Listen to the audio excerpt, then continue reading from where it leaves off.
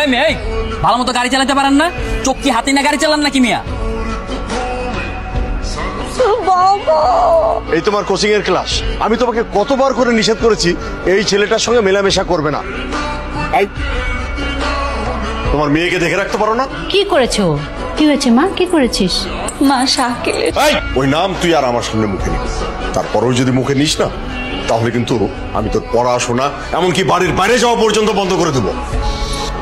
আমি কতক্ষণ ধরে পার্কের উত্তর সাইডে দাঁড়িয়ে আছি।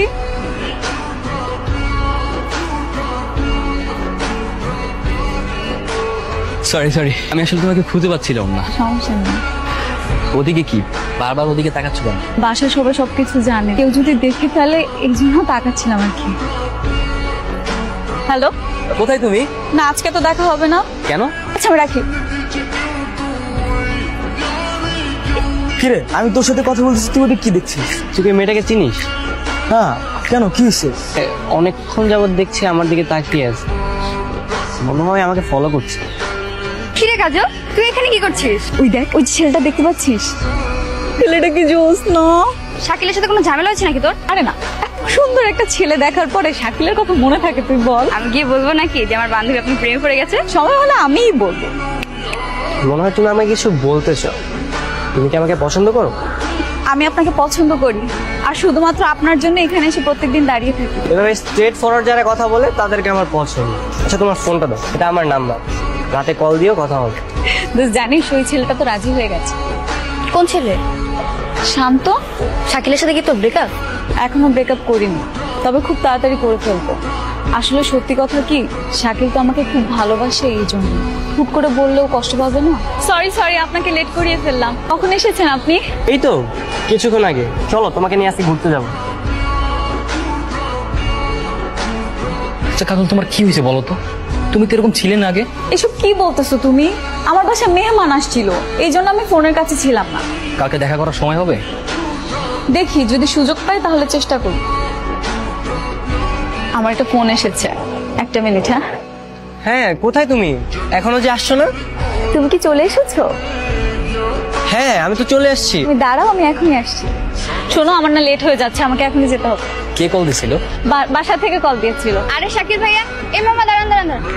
আচ্ছা কাজলের কি হয়েছে বলো তো? একটা কথা বলবো ভাইয়া, আপনি কাজলকে ভুলে যান। ওর সাথে আপনারা স্বাভাবিক সম্পর্ক হবে না। কেন? কারণ কালকে আপনি ওকে যার সাথে বাইকে ঘুরতে দেখেছেন, ওই ছেলের সাথে ও নতুন সম্পর্কে জড়িয়েছে। কাজল আমাকে অনেক ভালোবাসে, আমার কাজল আমাকে ঠকাইতে পারে? বিশ্বাস করুন আর নাই করুন, আমার কিছু করার নেই।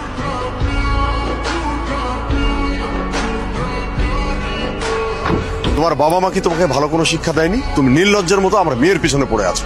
আর যাবো না। গতকাল আমার মেয়েকে নিয়ে সারাদিন কোথায় গিয়েছি? আমি? তুমি নয়তো কে? আমার মেয়ে কি আর কারোর সঙ্গে কথা বলে? সেটা তাকে জিজ্ঞেস করেন না, তার ব্যক্তিগত জীবন সম্পর্কে আমি কিভাবে জানবো?